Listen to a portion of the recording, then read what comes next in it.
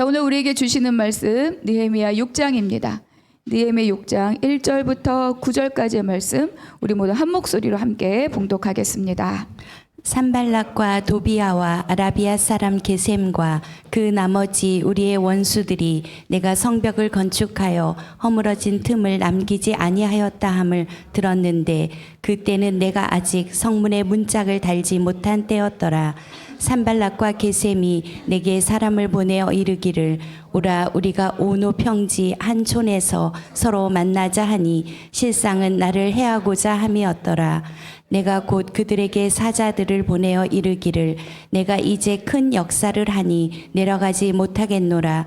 어찌하여 역사를 중지하게 하고 너희에게로 내려가겠느냐 하매 그들이 4번이나 이같이 내게 사람을 보내되 나는 똑같이 대답하였더니 산발랏이 5번째는 그 종자의 손에 봉하지 않은 편지를 들려 내게 보냈는데 그 글에 이르기를 이방 중에도 소문이 있고 가스무도 말하기를 너와 유다 사람들이 모반하려 하여 성벽을 건축한다 하나니 내가 그 말과 같이 왕이 되려 하는도다. 또 내가 선지자를 세워 예루살렘에서 너를 들어 선전하기를 유다에 왕이 있다 하게 하였으니 지금 이 말이 왕에게 들릴지라. 그런즉 너는 이제 오라 함께 의논하자 하였기로 내가 사람을 보내어 그에게 이르기를 네가 말한 바 이런 일은 없는 일이요 내 마음에서 지어낸 것이라 하였나니 이는 그들이 다 우리를 두렵게 하고자 하여 말하기를 그들의 손이 피곤하여 역사를 중지하고 이루지 못하리라 함이라. 이제 내 손을 힘있게 하옵소서 하였노라. 아멘. 오늘 말씀은 대적의 관계에 분별하라 이런 제목으로 함께 말씀을 나눌 터인데 나눌 말씀은 14절까지예요. 네, 조금 짧게 9절까지 함께 봉독했습니다. 여러분 참 공교롭게 새벽에 우리가 새벽 말씀은 사무엘상 그리고 또 성경 읽기는 출애굽기 그리고 주일 말씀은 느헤미야. 여러분 이거를 따라가면서 뭐 느끼신 거 혹시 있으신가요? 저는 이게 세 개를 이렇게 묶어서 읽은 적은 없는데 이렇게 이번 주 지난주 이렇게 따라 읽으면서 무슨 마음이 들었느냐, 이 세 개의 말씀 가운데 너무너무 깊은 연관성들이 많이 있다는 것을 다시 한번 깨달았어요. 사무엘상에서 느껴지는 것이 느헤미야에 오기도 하고 느헤미야에서 깨달은 것들이 출애굽기에서 느껴지기도 하고 출애굽기의 어떤 성막의 어떤 기물 하나하나 그 은혜가 다시 또 우리에게 오기도 하고. 그래서 여러분 말씀은 능력입니다. 말씀은 능력이고 생명력이 있습니다. 머리로 읽고 눈으로 읽고 글 활자로 읽는 것이 아니라 여러분 말씀 앞에 여러분의 심령을 들이면서 읽을 때 그 순간순간마다 여러분의 마음을 부욕해 하시는 하나님의 은혜를 누리실 줄로 믿습니다. 자, 출애굽한 이스라엘 백성들이 시내광에 머물던 시간은 11개월, 1년 가까이 되는 시간입니다. 그때 한 일은 2가지예요. 첫 번째는 율법을 받고 두 번째는 성막을 지은 일입니다. 그러니까 성막은 흰 세마포로 이렇게 울타리를 쳤어요. 100규빗, 50규빗. 직사각형의 울타리가 그 어두컴컴하고 별로 풀도 나지 않은 그 황량한 광야에 하얀색의 그런 울타리가 쳐져 있는 것이 바로 이 이스라엘 백성들의 성막입니다. 그러니까 그거는 어느 곳에서 보아도 백성들이 진치고 있는 것의 한가운데 그 하얀 세마파로 둘러싸인 성막과 울타리가 있었기 때문에 어느 곳에서 보아도 그건 어때요? 눈에 띄겠죠. 그렇죠?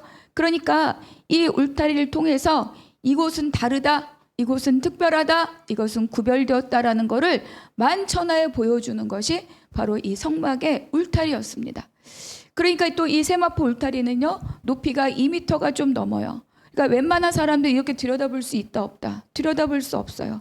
그리고 문은 오직 동쪽에 한 곳에만 문이 있습니다. 그리고 레위인들은 어떤 자격이 있었느냐?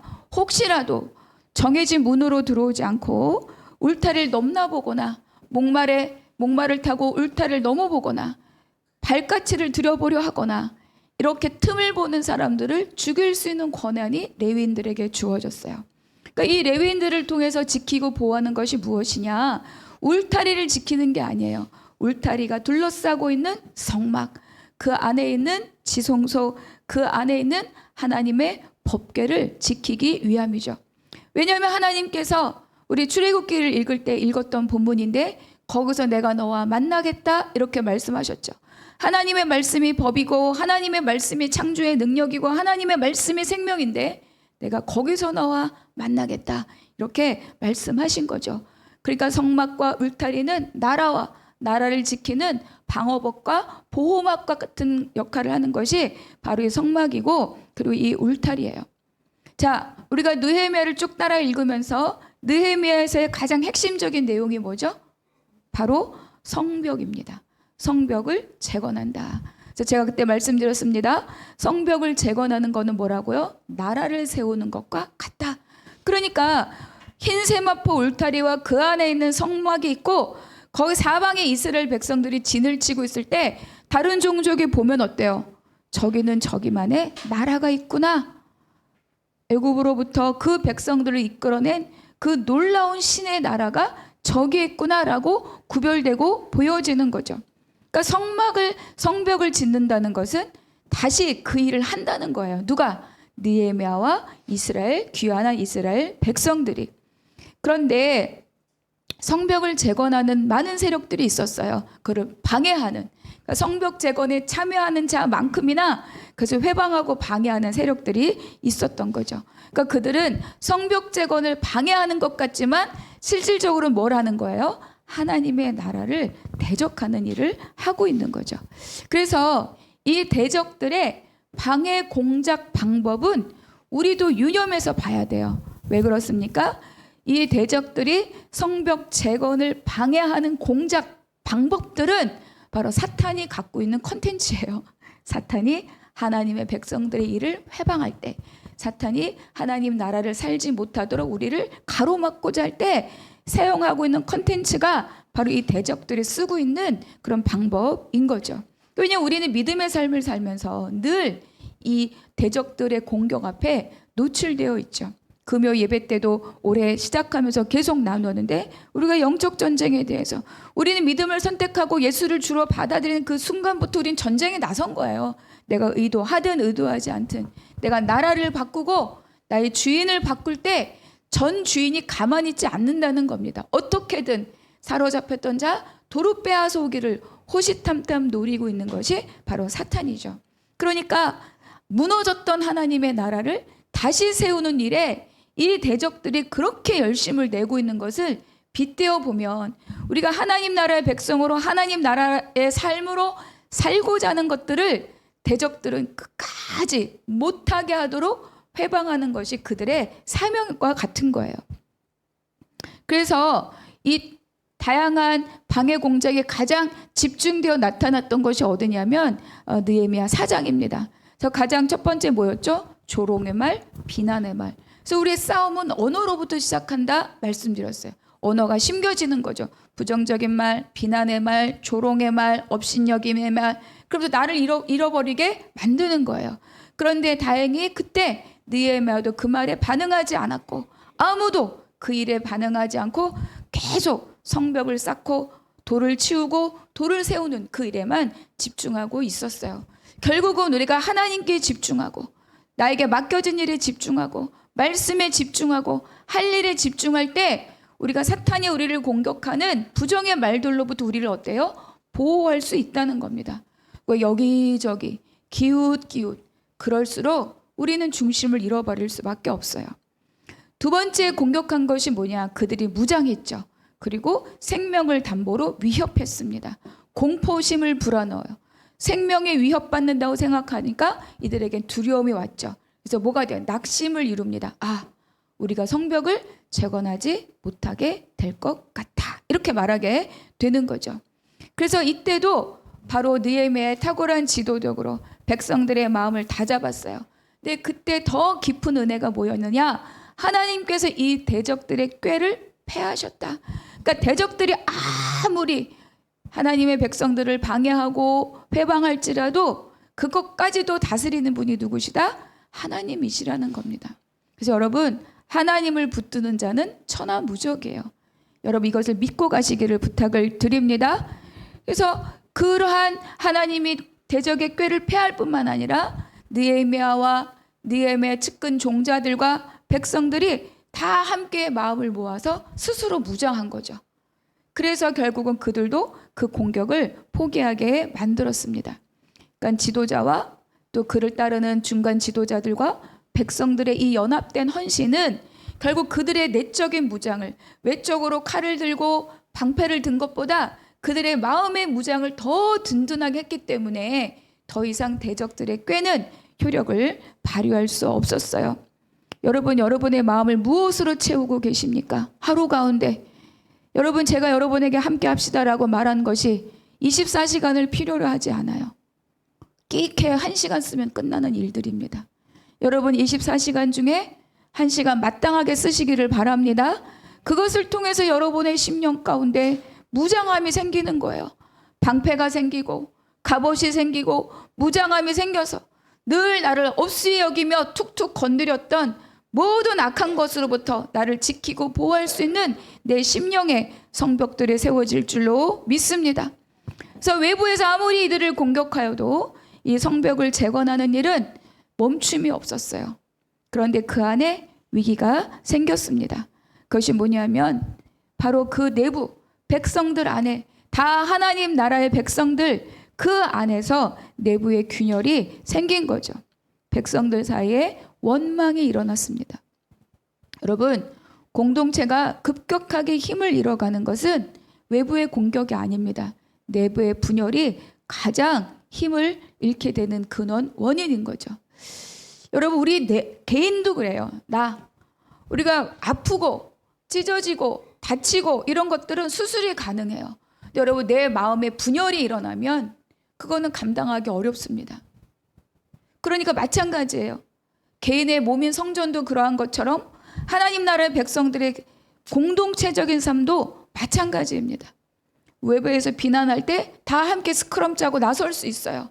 그런데 그 안에서 깨지면 335 편을 먹으면 그거를 다스리기 어렵습니다.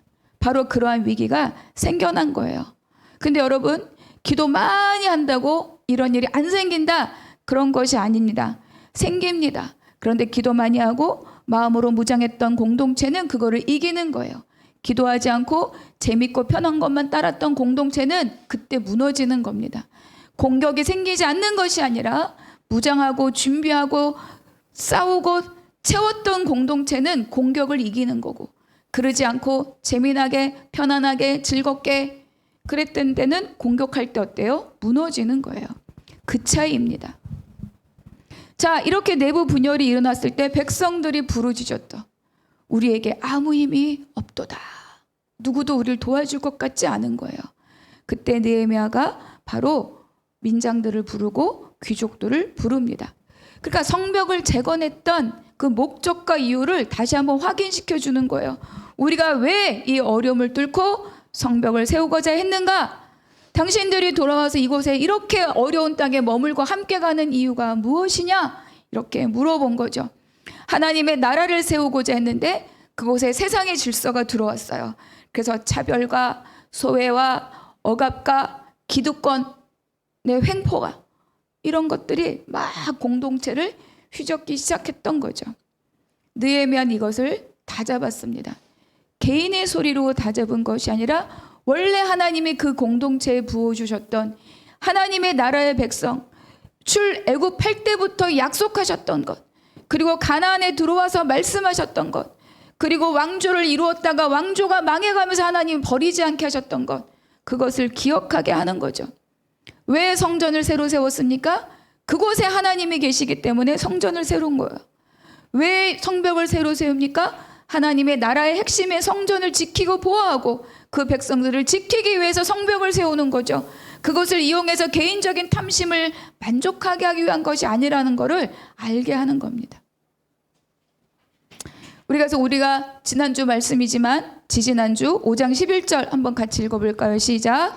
그런즉 너희는 그들에게 오늘이라도 그들의 밭과 포도원과 감람원과 집이며 너희가 구워준 돈이나 양식이나 새 포도주나 기름의 100분의 1을 돌려보내라 하였더니, 돌려보내라. 너희들이 취한 것 다 다시 돌려보내라.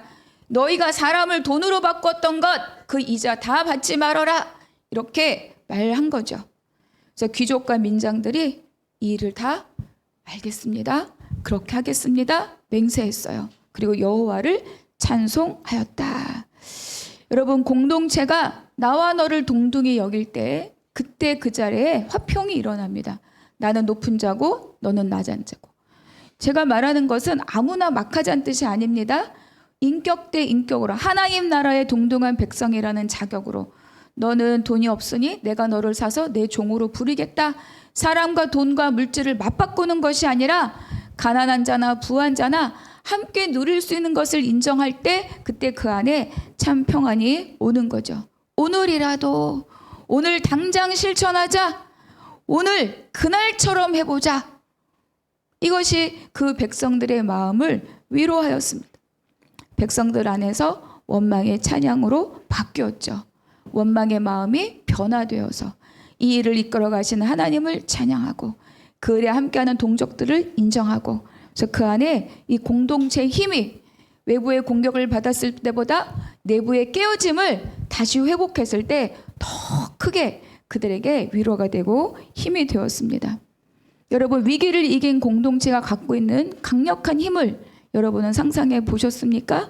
무너질 것 같았는데 이긴 자들, 여러분 깨어질 것 같은 가정 다 다시 끌어안고 붙들고 기도하고 함께 했을 때 그 가정은 더 단단하게 하나의 몸으로 연합되는 줄로 믿습니다. 그의 백성들은 지금까지보다 더 큰 힘과 에너지로 성벽을 재건하는 그 일을 감당하게 되었던 거죠. 지금까지도 충성하였으나 더 큰 충성으로 함께합니다. 그래서 이 성벽이 거의 완공 단계에 이르게 되는 거죠. 여러분 봅시다. 성벽이 완공되어 갈수록 하나님 나라가 견고해져 갈수록 대적들이 팔을 놓고 손을 놓고 있느냐? 그럴 것 같은가요? 그렇지 않아요.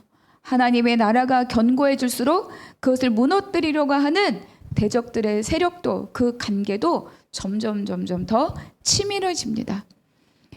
그런데 이제 대적들의 관계가 처음 시작할 때보다 더 무섭게 달려드는 이유는 무엇이냐? 실패했어도 이거를 이기면 어때요? 지금까지 실패했던 게 다 보상이 되잖아요. 한 번에 모든 것을 다 헛수고로 만들어 버릴 수 있기 때문입니다. 그러니까 완공되어 가고 있는 이 시점에 있어서의 대적들의 관계를 우리가 어떻게 분별하고 그것을 이기느냐가 지금까지의 것보다 더 중요한 시점이 되어가는 거예요. 여러분, 다 된 것 같은 때가 제일 위험한 때라는 것을 기억하시기 바랍니다. 그래서 대적의 관계를 어떻게 분별하고 이기는가? 첫 번째 우리 한번 같이 읽어볼게요. 시작. 대적의 관계는 부르심의 목적과 사명으로 분별합니다. 1절 함께 읽겠습니다. 산발락과 도비아와 아라비아 사람 게셈과 그 나머지 우리의 원수들이 내가 성벽을 건축하여 허물어진 틈을 남기지 아니하였다 함을 들었는데 그때는 내가 아직 성문에 문짝을 달지 못한 때였더라. 여기 있는 것처럼 성벽 재건이 거의 다 완성이 됐어요. 벽과 벽이 틈이 메워진다는 소식을 들었을 때 이 대적들이 분노했죠. 반이나 쌓였다고 했을 때 아주 격노했습니다. 그런데 이제는 그게 다 허물어진 틈이 단 하나도 어느 것도 남겨짐없이 완전하게 성벽에 세워졌다라고 지금 이야기하고 있습니다. 여러분 기억하시겠지만 처음 느헤미야가 예루살렘에 와서 밤에 몰래 성벽을 정찰 나갔을 때 어느 정도였어요?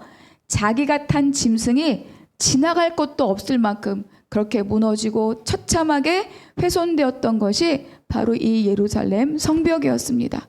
그런데 그것이 아주 든든하게 지금 회복된 거죠.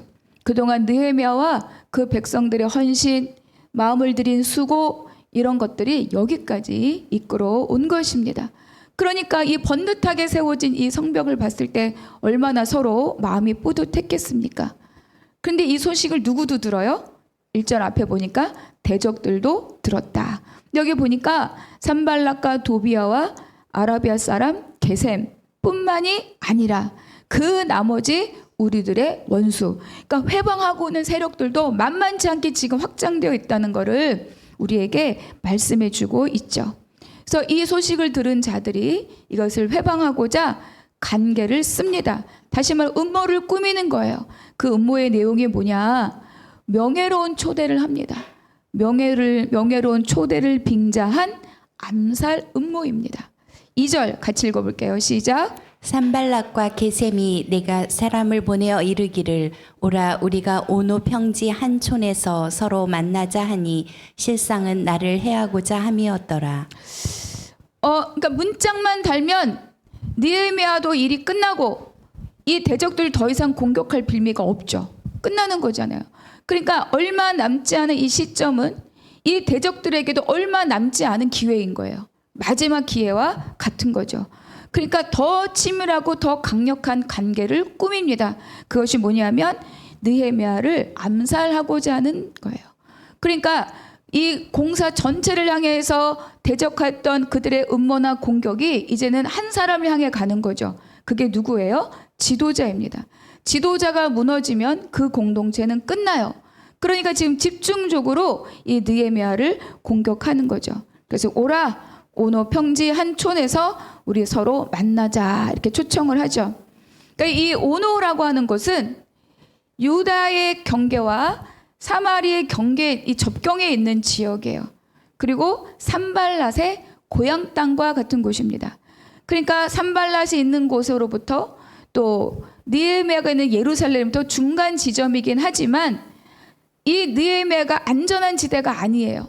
산발랏의 통치 가운데 그 영향력 아래에 있는 곳입니다. 그러니까 모양은 중간 지점, 중립지대이지만 내용적으로는 어때요? 산발랏이 다스리고 있는 그러한 땅이기도 한 거죠. 그래서 여기서 이렇게 말합니다. 오라 우리가 서로 만나자. 여기서 만나자라고 하는 것은 그냥 한번 얼굴 볼까 이게 아니에요.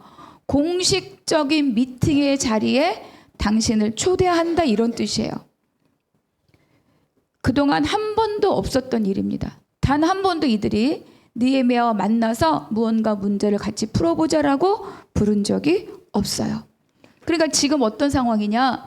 성벽이 완성되어 가고 있다 보니까 이 느헤미야를 그의 신분을 자기들 나름대로 격상시킨 거예요.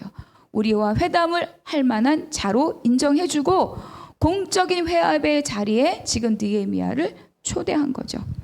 그러니까 이 초청은 단순하게 인간적인 눈으로만 본다면 굉장히 명예로운 자리입니다. 왜냐? 느헤미야를 그 지역에 영향력 있는 권세자들이 공식적으로 인정했기 때문인 거죠. 아무도 알아주지 않는 한나무교회 김현주 목사인데 어느 날 총회에서 연락이 와요. 목사님, 우리 목회 총대 모임에 목사님 오시면 좋겠습니다. 이런 거예요. 한나무교회 이름도 모르고 김현주는 더도 모를 텐데 어느 날 갑자기 나의 신분과 교회 이름과 내 이름이 확 높아져가지고 마치 그들과 동등한 자객인 것처럼 인정을 받는 거죠. 그러니까 이 명예로운 초대는 느헤미야에게 굉장한 도전이기도 하고 기회이기도 한 것입니다. 그럴 때 느헤미야가 어떻게 반응하는가? 3절 한번 같이 읽겠습니다. 내가 곧 그들에게 사자들을 보내어 이르기를 내가 이제 큰 역사를 하니 내려가지 못하겠노라. 어찌하여 역사를 중지하게 하고 너희에게로 내려가겠느냐 하매 그들이 4번이나 이같이 내게 사람을 보내되 나는 꼭 같이 대답하였더니 충분하게 이거는 어쩌면 나에게 기회일 수도 있다라고 생각할 수 있는 성경이지만 느헤미야는 이렇게 권세 있고 유명한 자들의 이 초대에 마음이 흔들리지 않습니다. 왜 흔들리지 않을 수 있었느냐? 느헤미야는 지금 자기가 할 일이 무엇인지를 정확하게 알고 있는 사람이에요. 자신이 예루살렘으로 온 목적이 무엇이냐? 나는 성벽을 재건하는 일이다. 나는 하나님 나라를 회복하는 일이다. 이를 위해 하나님의 부르심을 따라왔다. 자기의 부르심과 사명의식이 분명한 거죠. 여러분 이거를 놓치고 잃어버리면 우왕좌왕합니다. 이것도 내일 같고 저것도 내일 같고 여기 가면 이 일을 잘 운영할 수 있을 것 같고 저기 가서 얼굴 디밀면 좋은 혜택을 받을 수도 있을 것 같고 이렇게 되는 거죠. 그러니까 사실 지금 이 지역의 유력한 자들과 무언가 정치적인 타협이 있을 때 이 공사를 조금 더 수월하게 물품 공급을 수월하게 받는다든지 인력을 좀 더 쉽게 받을 수 있다든지 이런 유익을 기대할 수도 있는 상황인 거예요. 그러나 지금까지를 잘 생각해 보면 느헤미야가 지금까지 그 백성들과 함께 왔을 때 그 일들은 세력가들과 함께 정치적이거나 군사적인 그런 노력이 하나도 아니었어요. 오직 기도함으로 하나님을 의지함으로 지금까지 이끌어온 일이었던 거죠. 그러니까 그의 부르심의 목적과 사명은 뭡니까? 성벽을 완공하는 일입니다. 여러분, 이것이 분명해야 우선순위가 결정이 돼요. 이것이 분명해야 할 일과 하지 않아야 할 일을 구별하게 됩니다. 이것이 분명해야 내가 먹을 밥인지 먹지 말아야 될 밥인지를 알 수 있어요. 이것이 분명해야 내가 앉아야 될 의자인지 거절해야 할 의자인지를 알 수 있는 거예요. 이거를 모르면 아무거나 넙죽넙죽 받다가 다 이렇게 되는 거고요. 아무 자리에 넙죽넙죽 앉다가 불명예 퇴진하는 겁니다. 근데 보니까 그들이 나를 해하려는 줄로 알았다. 초청을 받자마자 알았을 수도 있지만 중요한 단서는 뭐냐? 이거를 거절했더니 몇 번이나 찾아와요? 4번이나. 입장으로는 아쉬우면 느헤미야가 아쉬워야 되는 거지. 그들이 아쉬울 일은 없는 거죠. 4번이나 찾아서 똑같은 요청을 한다는 거는 무슨 뜻이다? 그들에게 무언가 음모가 있다라고 깨달아지는 거죠. 여러분, 자기 자리를 잘 지킬 때, 내 목적과 내 사명이 무엇인지를 잘 알 때 그때 알아지는 거예요. 내가 여기저기 기웃거리면 절대로 무엇이 내 것인지 남의 것인지 분간할 수 없습니다. 그러니까 4번이나 찾아왔다는 거는 무언가 그들에게 아주 절박한 자기들의 필요가 있구나라는 것을 깨달아 알게 하는 거죠. 근데 우리가 1절에 보니까 느헤미야가 이렇게 고백합니다. 내가 아직 성문에 문짝을 달지 못한 때였더라. 여러분, 저 문장 다시 한번 읽어볼까요? 시작. 내가 아직 성문에 문짝을 달지 못한 때였더라. 완성되었다, 미완성되었다. 미완성입니다. 너무 큰 일을 이루었지만 느헤미야는 이 일이 끝난 것이 아니라는 것을 알고 있는 거예요. 자기가 계속 힘쓰고 애쓰고 가야 할 일이 있다는 것을 알고 있는 거죠. 여러분, 거의 다 된 것과 완성된 것은 다릅니다. 성벽은 다 되었지만 문을 달지 못했다는 것은 그 문이 뭐예요? 틈이 된다는 거예요. 외부적으로 공격할 수 있는 틈, 사단이 공격할 수 있는 틈, 정한 것, 부정한 것 구분됨 없이 들락날락 할 수 있는 틈이 된다는 거죠. 근데 사람들은 이걸 잘 몰라요. 마치 거의 다 된 것을 완성되었다라고 생각하고 그 자리를, 지켜야 할 자리를 이탈하는 경우들이 있다는 겁니다. 그래서 결과적으로는 잠깐 남겨둔 1%, 조금 남겨둔 0.1%, 그거를 끝까지 마무리하지 않음으로 인하여서 정작 갔어야 될 그 목적지에 다다르지 못하는 경우가 많이 있다는 거예요. 그럼 누가 그 자리에 끝까지 가느냐? 자기의 부르심의 목적이 무엇인지를 정확하게 아는 자가 끝까지 가는 거예요. 성문, 문짝만 달면 돼. 거의 다 됐어, 거의 다 됐어. 문짝만 달면 돼. 그리고 그들에게 가는 사람이 있어요. 실패합니다. 잠깐 남겨둔 그것이 자기들의 올무가 되는 거예요. 여러분, 여호수아서, 사사기, 새벽할 때 모였어요. 그들이 남겨둔 것, 진멸하지 못하였거나 진멸하지 않은 것, 그들이 남겨둔 자그만 것, 그것들이 결국 무엇이 되었다? 올무가 되고 가시가 되었음을 여러분 기억할 것입니다. 진멸하라, 이것이 그들의 사명이었어요. 가면 다 진멸하라, 하나님이 그들을 그 땅에 보내신 목적이었습니다. 이거를 놓치고 내가 눈으로 보았을 때 진멸할 만한 것과 진멸하지 않아도 될 것들을 내가 판단하고 구분하고 이쯤이면 되었다라고 생각하는 순간 실패하는 겁니다. 대적들은 이거를 노리는 거죠. 내가 아직 성문에 문짝을 달지 못한 때였더라. 1% 남은 것은 100% 남은 것과 그 역할이 동일한 것입니다. 그래서 대적들의 관계를 이기는 것은 나의 부르심의 목적과 사명을 명확하게 알 때 그때 분별할 수 있습니다. 자, 두 번째 무슨 어떻게 할 수 있느냐 읽어볼게요. 시작. 대적의 관계는 코람데오 스피릿으로 분별합니다. 코람데오 내가 하나님 면전 앞에 있다 이런 뜻이잖아요. 4번이나 찾아왔는데 이 뭐죠? 느헤미야가 오지 않는 거예요. 그래서 다시 사람을 5번째로 보냅니다. 자, 5절 같이 읽어볼게요. 시작. 산발랏이 5번째는 그 종자의 손에 봉하지 않은 편지를 들려 내게 보냈는데 오지 않으니까 편지를 보내요. 근데 특징이 있어요. 이 편지의 특징. 어떤 편지입니까? 봉하지 않은 편지입니다. 여러분, 편지는 더군다나 지금 관리와 관리가 주고받는 거잖아요. 공문서예요. 당연하게 봉해야 되는 거죠. 그러니까 그 당시 두루마리를 주로 쓰니까 둘둘둘둘 말고 끈으로 묶고 거기에 밀랍을 녹여서 부어요. 그리고 여기 인장을 찍습니다. 그럼 이걸 풀면 어때요? 이 밀랍이 깨지잖아요. 그럼 누군가가 뜯어보았다는 게 티가 나죠. 제가 조카 방에 방 정리해주러 입대하기 전에 갔더니 이런 게 있더라고. 그러니까 자기 나름대로 이름을 새긴, 그래서 뭔가 뭐 보라색, 핑크색, 노란색 이런 녹여서 쓰는 이런 게 있어가지고 이렇게 초에 이렇게 녹이면 녹아요. 그냥 부어 이런 판에다. 그래서 자기가 예쁘게 만든 자기 이름이 적힌 거를 이렇게 찍어. 그럼 이게 액세서리가 돼가지고 책이나 자기 뭐 노트나 이런 데 이렇게 붙이게 돼 있더라고요. 저도 하나 하고 싶어요. 그렇게 하는 거예요. 여러분 부동산 서류 해보셨죠? 서류와 서류마다 다 간인 찍잖아요. 이게 공적인 문서입니다. 그런데 봉하지 않은 편지를 보았다. 편지 내용의 기밀성을 보장하지 않는다. 그럼 어떤 뜻이에요? 의도가 있다는 거죠. 그래서 두 번째 대적들의 관계가 뭐냐? 악성 소문으로 두렵게 하는 것입니다. 목적은 2가지예요.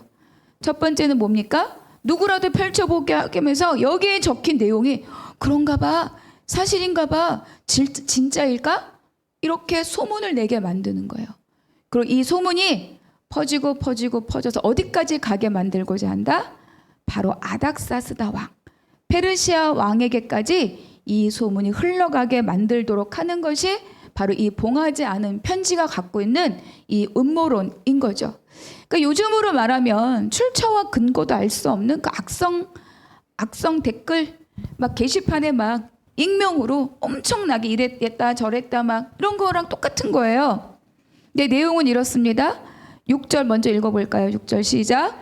그 글에 이르기를 이방 중에도 소문이 있고 가스무도 말하기를 너와 유다 사람들이 모반하려 하여 성벽을 건축한다 하나니 네가 그 말과 같이 왕이 되려 하는도다. 7절 제가 읽을게요. 또 내가 선지자를 세워 예루살렘에서 너를 들어 선전하기를 유다의 왕이 있다 하게 하였으니 지금 이 말이 왕에게 들릴지. 이 왕은 누구겠어요? 페르시아 왕 아닥사스다죠. 그런즉 너는 이제 오라 함께 의논하자 하였거늘. 쉽게 말하면 이거예요. 편지의 내용은 여기저기 소문이 있는데 가스무도 그러더니, 이 가스무는 누구냐? 아라비아 사람 게셈. 이 게셈이라는 것의 이 뭐죠? 아라비아 발음이 가스무. 이런 거요. 아니 내가 나갈 때마다 소문을 들었는데 그 현주도 그 얘기를 하더라. 이렇게 되는 거예요. 네가 왕이 되려고 성을 쌓는다고 하더라. 진짜야? 이런 내용이 적혀 있는 거예요. 그럼 그 편지를 보는 사람은 전혀 의식이 없다가 정말 성벽 쌓던데 느헤미야 보니까 굉장히 탁월한 사람이런데 진짜 왕이 되려고 하나? 이렇게 되는 거죠. 또 이렇게 말합니다. 선지자까지 세워놓고 자신을 왕으로 곧 선포하려고 준비하고 있다던데, 그리고 그 말이 왕에게까지 전달될 것 같다고 하던데, 이렇게 말하는 거죠. 사실 이런 소문은 느헤미야 또 유다 백성들에게 굉장히 위협적입니다. 제가 처음 시작할 때도 말씀을 드렸는데 이미 이런 성벽 재건이 반역이라는 소문 때문에 한번 성벽 재건이 중단됐잖아요. 르훔 이런 사람, 또 심세 이런 사람, 그것을 기록한 게 바로 앞에 있는 책 에스라의 4장입니다. 그래서 공문이 왔어요. 재건하지 마라. 그 십몇 년 동안 이게 방치됐기 때문에 짐승이 지나갈 길도 없을 만큼 회파된 거죠. 그거를 지금 느헤미야와 백성들이 막 힘을 써서 세우고 있는 건데 이걸 다시 요 틈을 타고 들어오는 거예요. 그렇게 소문 날 것 같다. 왕에게 그 이야기가 들어갈 것 같다. 그럼 어떻게 되겠느냐? 또 반역자가 되지 않겠느냐? 이렇게 말하는 거죠. 이렇게 말합니다. 그래서 그런즉 이제 오라 함께 의논하자. 아까도 오라 그랬잖아요. 함께 의논하자. 그러니까 산발랏은 느헤미야가 이런 정황을 다 알고 있기 때문에 이제는 이 초청에 응대할 것이다라고 기대했죠. 의논하자. 아까는 오라 만나자 그랬는데 여기 뭐라 의논하자 이렇게 말해요. 이건 무슨 뜻입니까? 우리의 조언을 들으란 뜻이야. 우리에게 이 문제를 해결할 능력이, 왜냐면 권세가니까 능력이 있으니 우리의 조언을 너가 들어야 된다. 들으러 오라 이런 뜻이죠. 그리고 또 하나는 어떤 뜻이 있느냐? 만약에 느헤미야가 나는 그런 의도가 없다는 거를 내 입으로 변명하고 내 입으로 확인시켜 주기 위해서 그 자리에 갈 때 두 가지 효과가 있는 거예요. 뭔가 구린 게 있나 보다. 결국 왔네? 라는 것.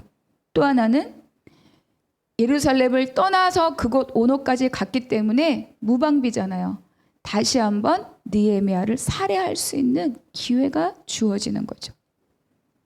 그러니까 소문에 무언가 근거를 제공하게 되고 또 암살을 시도할 수 있는 기회를 주는 거예요.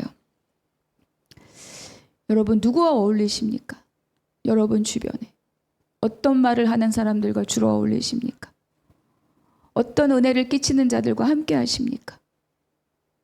나에게 사람에 대한 부정적인 말들을 주로 소문을 전하는 사람이 있다면 여러분 정리하셔야 됩니다. 가십을 전하면서 한 사람의 마음을 상하게 하고 그리고 그를 불편하게 하는 자들이 있다면 여러분 그를 정리하셔야 돼요. 이것에 대한 느헤미야 반응이 뭐냐? 8절 제가 읽을게요. 내가 사람을 보내어 그에게 이르기를 내가 말한 바 이런 일은 없는 일이요 네 마음에서 지어낸 것이라 하였나니. 느헤미야 이제 소문의 무서움으로 인해서 발생될 수 있는 위험을 인지합니다. 그래, 반역자로 몰릴 수도 있어. 과거에도 그랬으니까. 근데 그건 과거의 일이에요. 이 소문에 대한 위험성 때문에 결단코 위축되지 않아요. 왜 그렇습니까?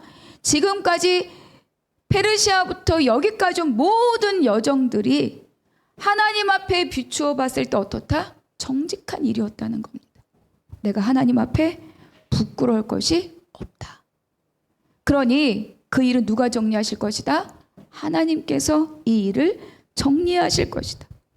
9절에 보니까 거짓 내용으로 느헤미야를 모함하는 편지를 쓴 목적이 나옵니다. 우리 9절 한번 읽어볼게요. 시작.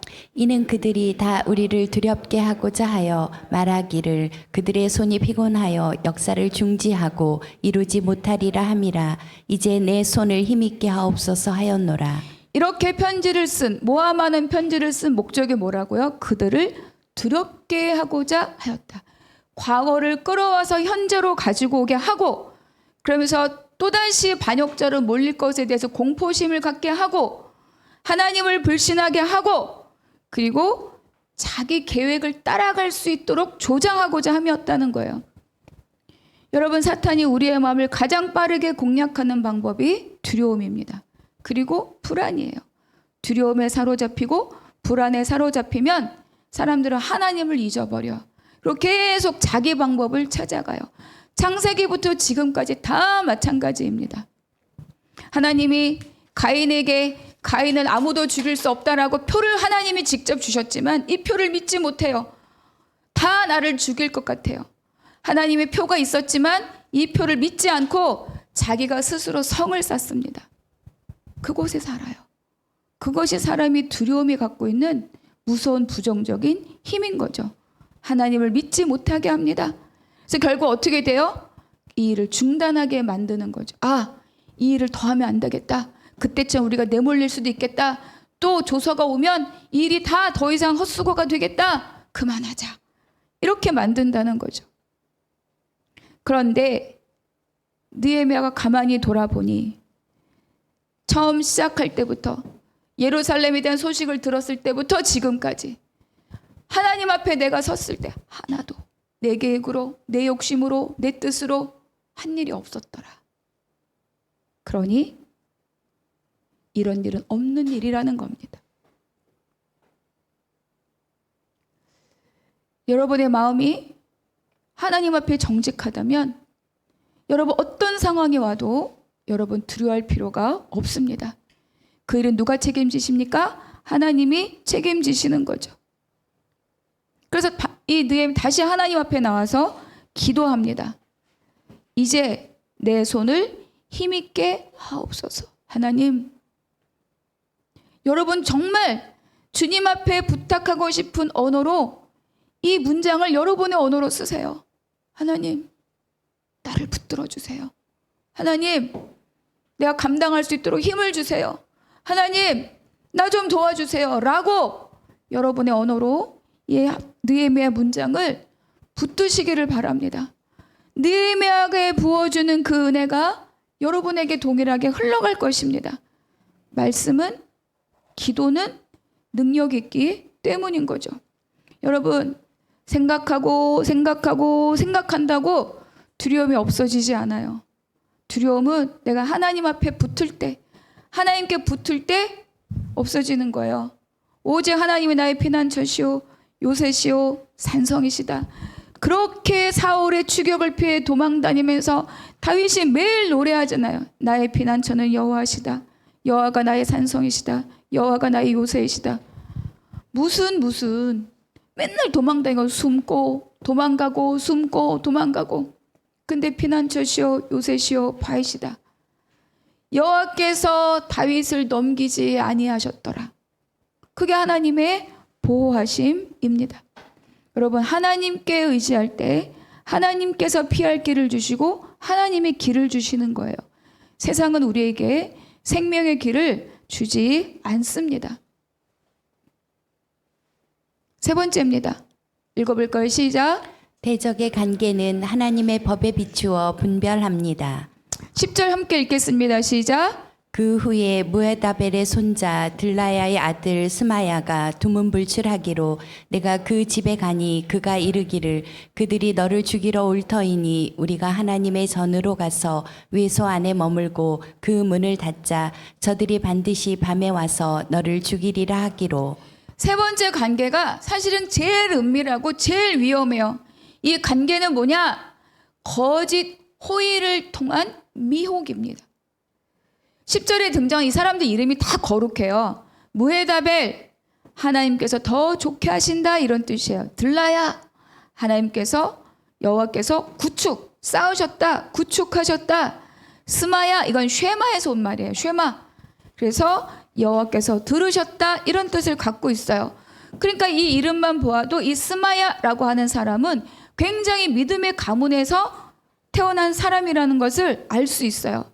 그리고 이 사람이 눈에 보이지 않으니까 느헤미야가 직접 집에까지 찾아가요. 무슨 일이 있는가? 그러니까 느헤미야랑 어떤 관계다? 친밀한 관계입니다. 잘 아는 사이예요. 근데 이렇게 자기를 찾아온 느헤미야에게 스마야가 무엇이라고 말하는가? 대적들이 오늘 너를 죽이러 올 거야. 그러니까 우리가 하나님의 전에 있는 외소로 가자. 거기에 머물고 문을 잠그고 숨자. 반드시 밤에 와서 너를 죽일 거야. 이렇게 말하고 있는 거죠. 여러분, 나랑 친밀해. 믿음이 있어요. 제사장이야. 그러면 그로 인한 말은요, 너무너무 큰 영향력이 있습니다. 분별하기도 어렵고 이기기도 어렵습니다. 제가 예를 들어서 여러분 중에 누군가가 집사님 그거 해봐. 내가 기도해보니까 거기에 투자하면 10배 된대. 한번 믿고 해봐. 그럼 여러분 어떻게 될까요? 목사님이 하라고 하니까 돈도 필요하니까 한번 해보자. 똑같은 거예요. 그러니까 이런 자들의 말은요 금방 미혹돼요. 막 우왕좌왕하게 되는 거죠. 근데 여기서 외소안이라고 하는 말은요, 성소를 말해요. 성소. 근데 이 성소는 어떤 곳입니까? 일반 백성들은 못 들어가는 곳이에요. 성소는 오직 제사장들만 들어갈 수 있는 성별된 장소인 거죠. 그러니까 여기를 내가 들어가겠다고 하는 거는 이미 이 스마야는 제사장 계열의 사람이라는 거예요. 그래서 느헤미야를 위해서 그곳에 들어가서 그곳에 함께 숨고 문을 잠그고 너의 생명을 부지하도록 내가 돕겠다, 이렇게 말하는 겁니다. 얼마나 매력적입니까? 믿는 자지, 친한 자지, 제사장이지, 뭐 더할 나위 없는 조건들입니다. 자, 그런데 여기에 대해서 무엇이라고 말하는가? 11절 읽겠습니다. 시작. 내가 이르기를 나 같은 자가 어찌 도망하며 나 같은 몸이면 누가 외소에 들어가서 생명을 보존하겠느냐. 나는 들어가지 않겠노라 하고. 느헤미야가 갖고 있는 초점이 있어요. 그거는 뭐냐면 내 생명을 이 위협으로부터 어떻게 지킬 것인가가 아니라 외소 안에 들어가는 것은 하나님의 법이 금지한 것이다. 그 원칙에 초점을 딱 두는 거예요. 두 가지를 말하죠. 나 같은 자가 도망하는 것이 말이 되느냐. 나 같은 자 누굽니까? 총독이고 이 성벽 재건을 총괄하는 자이고 백성들에게 힘을 불어넣어서 이거를 완성시켜 가야 될 사람이에요. 그게 지도자의 책임 아닙니까? 그런데 내가 내 목숨을 위해서 내가 도망한다면 이 백성들은, 이 재건은, 이 하나님의 나라의 일은 어떻게 될 것이냐라고 말하는 거예요. 내 생명보다 하나님께 나에 주신 이 일이, 이 사명이, 이 나라의 재건이 더 중요한데 내가 어떻게 도망갈 것이냐라고 말하는 거죠. 두 번째, 나 같은 몸이라고 말합니다. 내가 총독이지만 나는 제사장이 아니다. 내가 신분이, 관리로서의 신분은 있지만 내가 하나님 전에 들어갈 자격은 없는 자다. 그것에 들어가면 하나님의 법을 밟는 것이고 성전을 더럽히는 것이고 하나님의 징계를 받을 것인데 내가 왜 거기를 어떻게 들어갈 수 있고 거기서 어떻게 내가 생명을 보존받을 수 있느냐라고 하는 거예요. 여러분, 세상은요, 많은 것으로 우리를 요구할 때 내가 여기에 안테나가 딱 있어서 띵 거짓, 띵 참 이렇게 말하지 않아요.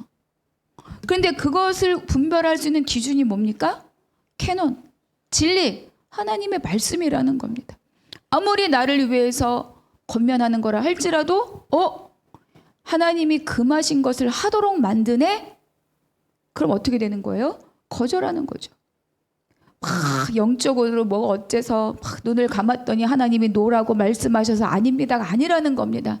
내 안에 진리가 있으면, 내 안에 말씀의 법이 있으면 우리가 그거를 비추어 보는 거예요. 비추어서 어긋나면 버리고, 직각작 딱 되면 1%라도 어긋나 있으면 조정해야죠. 그게 바로 하나님의 법입니다. 그러니까 느헤미야는 자기 손으로 제사 지내다가 폐위당한 사울, 자기 손으로 분향하다가 문둥병 걸려 왕위에서 쫓겨난 우시야 다 알고 있는 거예요. 그러니까 말씀의 원칙을 알아야 내가 세상에서도 사탄들의 관계를 이기고 분별하고 이기는 삶을 살 수 있다라고 지금 우리에게 말씀해 주는 겁니다. 그러니 내 생명이 아무리 위중해도 내가 하나님의 법을 어길 수 없다. 12절 제가 읽을게요. 깨달은즉 그는 하나님께서 보내신 바가 아니라 도비야와 산발랏에게 뇌물을 받고 내게 이런 예언을 함이라. 하나님의 법에 딱 비추어 보니까 알아지는 거죠. 아, 거짓이구나. 속을 뻔했구나. 분별이 되는 겁니다. 여러분, 진리가 있어야 분별하는 거예요. 여러분의 감각으로 분별하는 것이 아닙니다. 여러분의 지식과 누군가의 조언으로 분별하는 것이 아니에요. 오직 하나님의 말씀으로 세상 것이냐 하나님의 것이냐가 구별되고 분별된다는 것을 기억하시기 바랍니다. 그래서 13절에 이렇게 말해요. 그들이 뇌물이 준 까닭은 나를 두렵게 하고 이렇게 함으로 범죄하게 하고 악한 말을 지어 나를 비방하려 함이 어떠라. 스마야조차도 산발랏과 도비야에게 돈으로 매수된 거예요. 그만큼 돈의 힘이 큰 거죠. 그만큼 이 성벽 완성을 세상은 총력을 다하여서 방해하고자 하는 겁니다.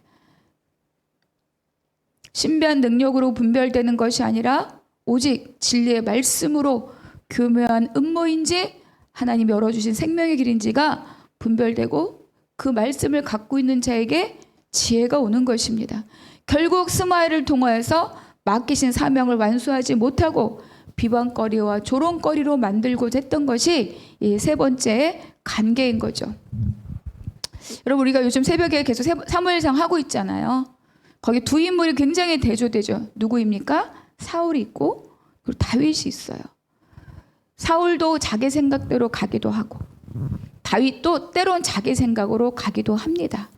그런데 뭐가 다릅니까? 사울은 묻지 않고 계속 자기 길을 가요. 다윗은 자기 생각대로 갔다가도 문제가 발생하면 다시 하나의 말씀을 비추어 보고 돌이킵니다. 조율해요. 조정해요. 그게 차이예요. 사람들은 다 자기 생각대로 움직일 가능성이 많아요. 저조차도 그렇습니다. 말로는 매일 기도하고 가야 된다, 말씀 따라 가야 된다라고 하지만 눈앞에 보여지는 상황에 본능적으로 생각으로 움직이고자 할 때가 많이 있다는 거예요. 없는 자가 아니라 있는데, 그런데 말씀이 기억날 때마다 다시 비추어 보는 거죠. 이것이 나의 삶의 훈련입니다. 이것이 나를 하나님의 백성으로, 하나님 나라로 점점 세워가는 능력이에요. 갑자기 뿅 계시가 열려서 가는 게 아니라는 거예요. 여러분, 매일의 훈련이 그래서 중요한 거고 매일의 말씀이 그래서 우리에게 생명과 같은 거예요. 매일 밥 먹잖아요. 영의 양식 매일 여건이 드신 여러분 되시기를 축복합니다. 그러니까 자기 길로 계속 가는 자는 자기 꾀에 넘어지지만 하나님의 원칙을 따르는 자는요, 넘어지지 않아요. 넘어졌다가도 길을 돌이켜서 주님의 길을 따라가는 거죠. 왜? 하나님의 손이 지키고 보호하시기 때문입니다. 마지막 14절 함께 읽겠습니다. 시작. 내 하나님이여 도비아와 산발락과 여선지 노야다와 그 남은 선지자들 곧 나를 두렵게 하고자 한 자들의 소행을 기억하옵소서 하였노라. 느헤미야는 한 번도 자기가 직접 이들을 찾아가서 화를 내거나 따지거나 보복하지 않아요. 다윗도 그랬어요. 사울에게 직접 보복하지 않아요. 그게 바로 하나님의 사람의 행동입니다. 그러니까 계속 뭐예요? 모든 주관자가 하나님이시기 때문에 끝까지 하나님께 탄원하는 거예요. 이들의 소행을 기억하옵소서. 하나님, 백성을 향한 나의 헌신을 기억하여 주시옵소서.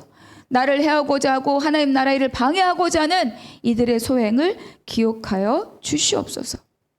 여러분, 우리가 세상에 살면서도 세상의 유혹과 관계가 얼마나 우리를 쓰러뜨리려고 넘나드는지 알 수 없어요. 명예를 가장합니다. 으스대게 만들어요. 훌륭합니다. 멋집니다. 거의 다 되었습니다. 당신 때문에 다 될 것 같습니다. 그래서 갑자기 나의 이 무장을 느슨하게 만들게 만들어요. 여러분, 이때 더욱 경계해야 합니다. 가까울수록 어때요? 경계해야 되는 거죠. 또 진리가 아닌 것에 마음을 빼앗겨서 스스로 두려움에 갇히게 합니다. 세상과 등지면 살 수 없을 것 같은 미혹으로 하나님으로부터 도망치고 세상을 향해 달려나가도록 충동질하는 것이 바로 사탄의 전략이에요. 그래서 여러분, 날마다입니다.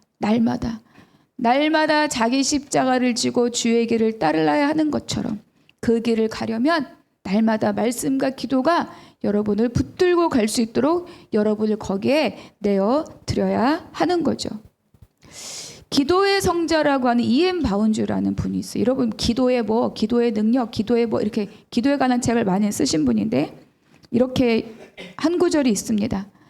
사역을 맡고도, 여러분 사역을 맡고도 이랬대. 목사님이랑 전도사님이구나. 아닙니다. 여러분의 인생이 하나님 나라의 사역자예요. 사역을 맡고도 기도하지 않는 사람은 하나님의 진리와 그분의 교회를 죽이는 장의사와 같다. 여러분, 살리는 자 되겠습니까? 장의사 되겠습니까? 그래서 우리는 날마다 나에게 물어봐야 돼요. 지금 여기 가정, 일터, 교회, 하나님 나라에서 나에게 주신 부르심의 목적은 무엇인가? 그걸 내가 따라가고 있는가? 두 번째는 내가 하는 모든 일, 여러분 일이라고 해서 이게 행동이 아니에요. 생각도 일입니다. 그것을 하나님 앞에 부끄러움 없는 선택들인가? 내 욕심에 미혹되지 않고 하나님의 법에 내가 비추어가며 가고 있는가? 여러분에게 늘 이 질문이 여러분을 강건하게 하실 줄로 믿습니다. 그럴 때 세상이 우리를 위협하고 두렵게 하고 달려들어와도 넉넉히 이기며 완전하게 성벽을 완성하는 복된 자리로 가는 저와 여러분이 되시기를 주님의 이름으로 축복합니다. 기도하겠습니다. 하나님 감사합니다. 아버지여, 성벽 재건을 공격하다가 이젠 그 지도자 느헤미야 한 사람을 죽이기 위하여 온 대적들이 달려들었습니다. 그러나 느헤미야는 속지 않고 분별하며 그 간계를 모두 다 이겼습니다. 이 지혜가 우리의 지혜인 줄로 믿습니다. 분별함으로 싸워 이기는 복된 자들 되게 하여 주시옵소서. 모든 것 감사하고 우리 주 예수 그리스도 이름으로 기도하옵나이다. 아멘.